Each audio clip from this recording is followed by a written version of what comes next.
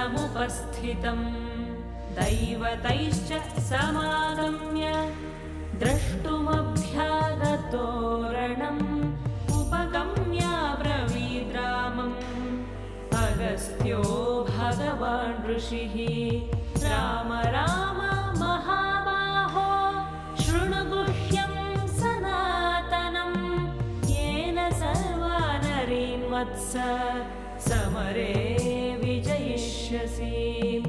आदित्यहृदयं पुण्यं सर्वशत्रुविनाशनं जयावहं जपे नित्यम् अक्षय्यं परमं शिवं सर्वमङ्गलमाङ्गल्यं सर्वपापप्रणाशनं चिन्ताशोकप्रशमनं